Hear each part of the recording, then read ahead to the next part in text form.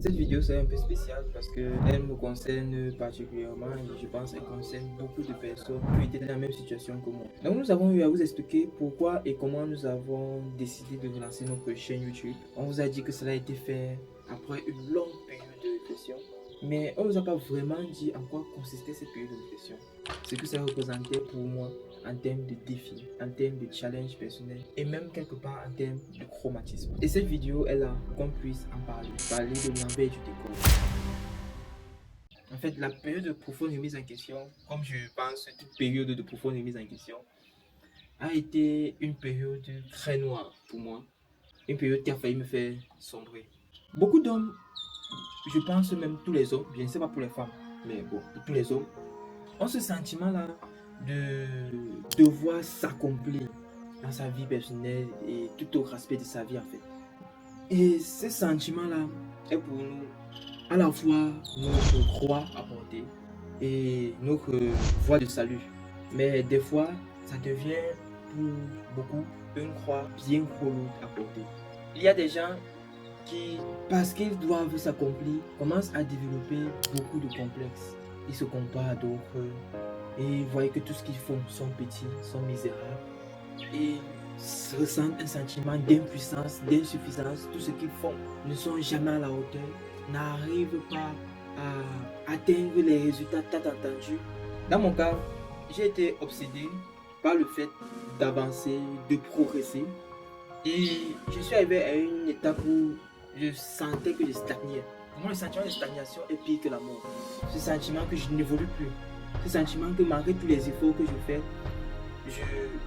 en fait, rien n'avance. Et après même, certainement que je ne fais rien pour que ça avance. Que je suis devenu trop faible.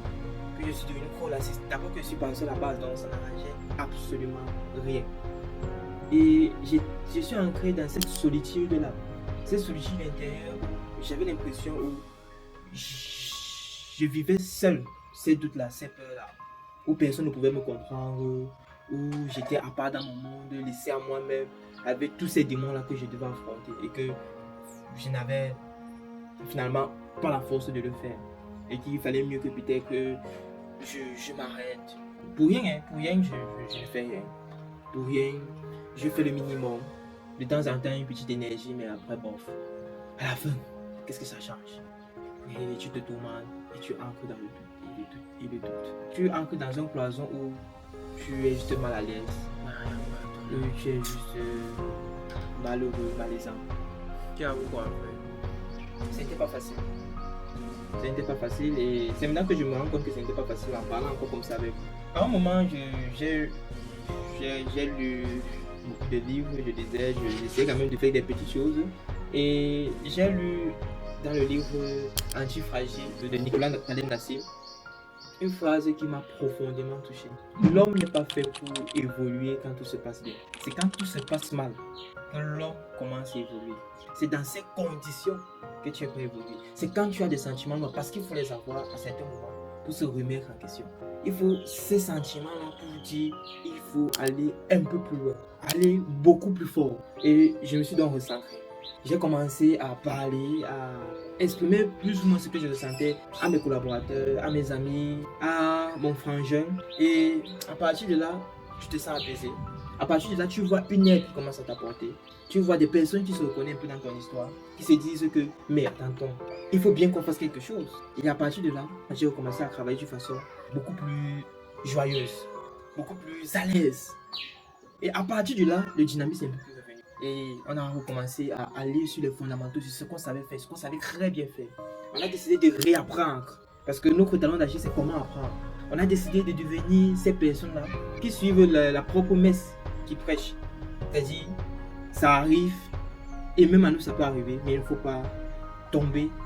Il faut se relever pas à pas, avec la conviction de se relever, même si ça ne donne pas. D'abord dans la tête, il faut avoir la conviction que ça y est. Chaque jour était un défi. J'ai réappris à travailler sur moi, à affronter mes propres faiblesses, mes propres blocages.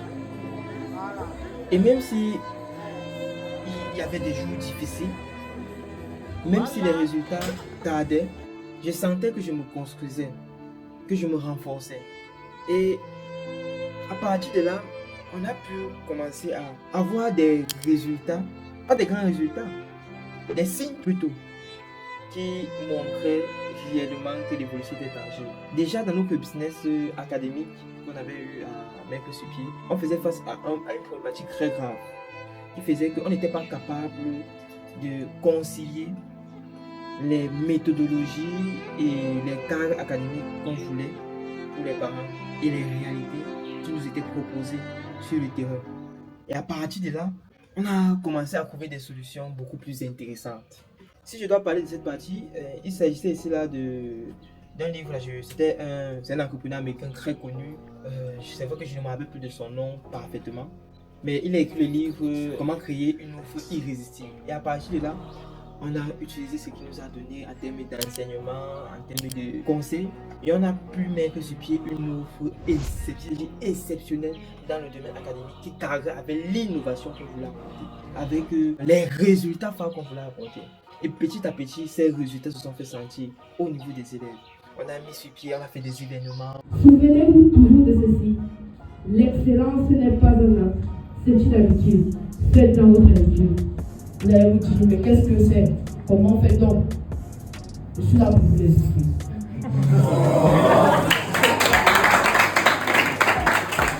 On a fait un certain nombre de choses très intéressantes. Un suivi des enfants exceptionnel. Vous savez que pour moi, suivre les enfants de la génération qui suit est un combat de cœur qui me touche énormément pour ce qu'ils représentent et pour ma vision que j'ai de la future Afrique. Et ces résultats-là étaient pour moi quelque chose d'exceptionnel, de salvateur. Et ensuite, des résultats du quotidien.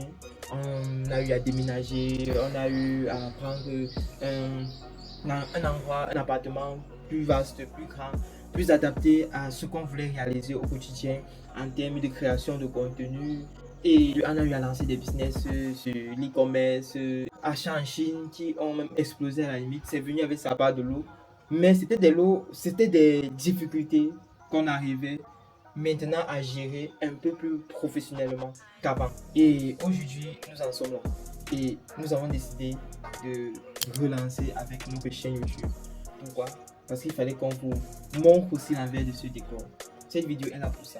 Pour vous dire que même malgré les difficultés, même malgré ces épisodes de votre vie où vous vous sentez comme une merde complète, un déchet de la vie, une pacotille de bas étage, il est toujours possible de vous construire. Il est toujours possible pour vous d'évoluer, d'apprendre et de grandir. Et que l'excellence n'est pas pour quelques-uns. L'excellence, c'est pour chacun d'entre nous. Il ne tient qu'à nous de viser le sommet de l'excellence. Il ne tient qu'à nous d'avancer vers ce chemin, pas à pas, petit comme grand. C'était Yannick Anji. Merci de m'avoir écouté. Et croyez-moi bien, on a décidé d'aller plus loin, plus fort sur cette chaîne YouTube.